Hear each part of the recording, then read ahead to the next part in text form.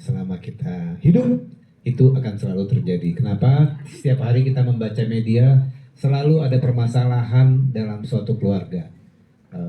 Banyak sekali, mungkin teman-teman media mungkin lebih aware daripada saya, tapi fakta kehidupan yang terjadi antara orang tua, ya kita baru melihat berapa hari yang lalu dua orang tua membusuk, ya kan, ditinggalkan oleh putra-putrinya. Yeah. Kita juga melihat bahwa banyak sekali terjadi anak-anak yang lost child ya, yang kurang perhatian dan segala macam, dan orang tua juga yang dysfunction. Jadi saya yakin teman-teman tadi udah nonton 113 menit film ini yang di direct oleh teman saya Emil. Tapi saya sebagai orang belatar belakang drama ingin sekali memberikan sesuatu yang baru lah di film drama gitu loh. Sesuatu yang baru bahwa sesuatu itu wajib diomongin loh. Kalau ada masalah itu disampaikan loh. Jangan sampai keluarga kita kan terlihat waktu Adrian sama omanya mereka saling berkomunikasi. Akhirnya mereka rekonsiliasi.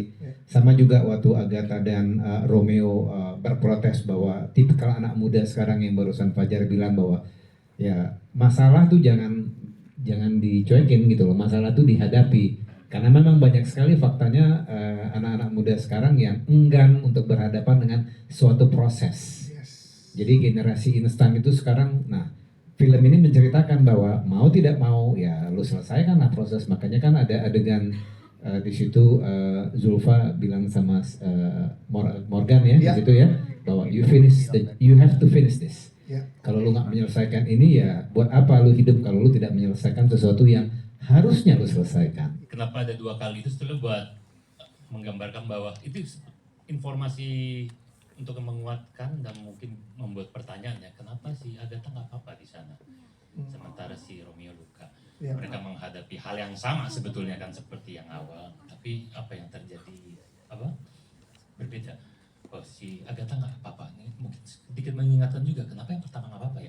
Buat ada pertanyaan itu terus muncul di pertanyaan penonton seperti aku nggak punya rencana khusus melakukan itu ya, mungkin itu emang udah dari dasarnya saya diem-diem suka bikin onar. Itu terjadi begitu aja ya, mungkin entah signature atau apa, tapi emang itu mungkin udah kebiasaan kita ngasih sesuatu. Tapi di sini sebetulnya seperti juga pemilihan Bali, kenapa aku nyari pantai, nyari danau, itu kayak air yang tenang Pak, terus kita lempar batu tiba-tiba semua riaknya keluar. Jadi gimana? Oh, dia mau jawab. Saya ditambahkan Mbak Tino, tapi tadi kan aku menang buat Mbak Tino dong. Boleh dong Mbak Tino dikit.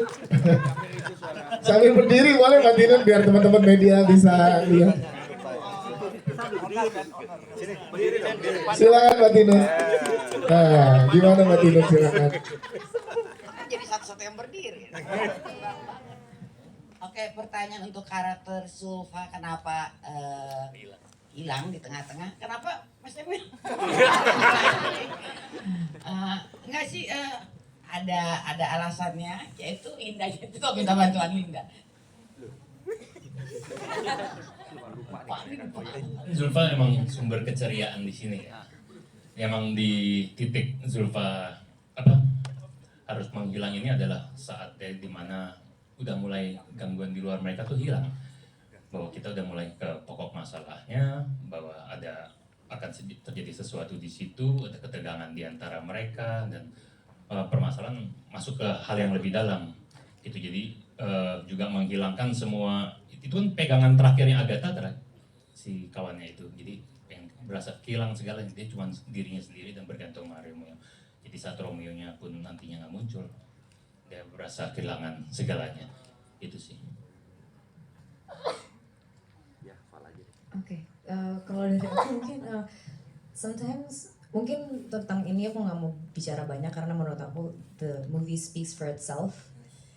Kalau gimana caranya aku sama Morgan bisa portray intimacy, ya balik lagi ke gimana caranya Morgan treat aku sebagai perempuan dulu gitu. Gimana dia bisa bikin aku comfortable, gimana dia bisa bikin aku safe, gimana dia bisa bikin aku ngerasa comfortable dan safe, aku bisa fully open up to him gitu. Jadi konsultan adegan intim, enggak ya, lebih ke aku dan Morgan gimana how we treat each other, how we respect each other, how we explore with each other, lebih ke situ sih. Foundationnya udah kuat banget. Iya. Ya paling kalau soal intimacy itu kan pasti dari kedua belah pihak ya. Kita harus saling nyaman, kita harus safe di environment yang safe. Jadi saya sih ngobrol sama Valerie sih kayak do's and don'ts-nya itu apa. Jadi kita biar sama-sama tahu, biar sama-sama kita istilahnya itu kan kayak somehow itu kayak seperti action koreografi juga kan. Ya. Ada apa ya? Ada gerakan-gerakan yang it's about performing arts gitu Ya. kan. Jadi kita ngobrolnya seperti itu dan do's and don'ts-nya pokoknya sangat safe lah. Dan intimacy konsultannya Mas Emil sendiri. Iya, konsultan. Jadi kita pengalaman pribadi. jadi kita ngobrol bertiga yang benar-benar sama Bang Oi. Sama Bang Oi, our DOP, DOP ya. the best. Yes. Bang Oi sangat men-treat kami dan Ya. dia nggak pushy. Ya, kita sangat nyaman ya untuk Oke. melakukan adegan-adegan yang cukup lumayan. Terima kasih. Kalau proses developmentnya itu sebenarnya maaf tadi makanya agak lupa jawabannya karena dimulainya jauh sebelum pandemi. Dari 5 tahun yang lalu ya. Ya ini kita proses developmentnya saya mulai ketemu Om JT itu 5 tahun yang lalu dan sebelum pandemi. Terus ide ceritanya dari Om JT dan maaf manggilnya Om JT. Ide cerita dari Om JT, terus habis itu kita banyak diskusi, banyak berantem juga ya Om, gitu banyak banget. Terus saya juga sempat terus menghindar gitu dari Om JT, diteror. Jadi kira-kira gitu proses developmentnya dan terus ketika akhirnya selesai sudah lewat pandemi, kemudian ternyata film ini jadi, terus kita mulai proses development lagi. Setelah pandemi itu terus saya melibatkan penulis pendamping saya Linda Ulfiana karena di titik itu saya butuh, rasanya saya waktu itu sudah terlalu lama berkutat dengan Romeo Ingkar Janji ini sehingga saya butuh nafas segar, butuh masukan yang baru, butuh insight baru dari penulis yang berbeda. Maka saya mengajak Linda di sini sebagai partner penulis.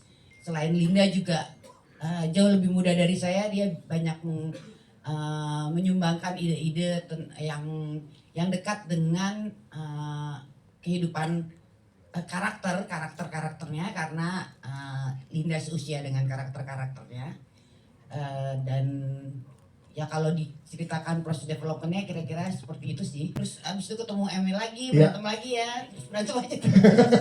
Ya intinya adalah menyatukan visi dan misi. Mengenai Romeo Ingkar Janji ini memang tidak mudah, tapi kita semua mengerjakan ini sama seperti filmnya, kita mencoba mengerjakannya sedisfungsional apapun dengan cinta. Tantangan yang cukup berarti sih tantangan teknis malah ya, karena kita waktu itu syuting di Bali awal tahun, jadi cuacanya sangat bergejolak. Jadi harusnya scene-scene yang tidak memerlukan hujan atau badai tiba-tiba hadir gitu. Tiba-tiba hadir dan but anyway, it's blessing in disguise gitu, karena memang yang saat itu yang dibutuhkan ternyata suasana badai dan hujan itu gitu loh. Jadi ya it's blessing in disguise. Bali was on our side ya untuk filming The Romeo Ingkar Janji ini, jadi lebih ke teknis sih. Dan salah satu case kami juga kenapa kita dikelilingi badai dan hujan tiba-tiba kalau misalnya kita syutingnya outdoor, karena ada Ratu Hujan. Ratu Hujan Zulfa Maharani. Tiba-tiba kalau setiap dia ke set, kalau dia nggak syuting ataupun dia lagi main ke set pasti hujan. Jadi itu sih. Kalau Zulfa main ke set pasti hujan. Kalau aku tadi ngobrolnya sama Morgan juga sih teknis, tapi I really do believe the saying that Bali chooses you.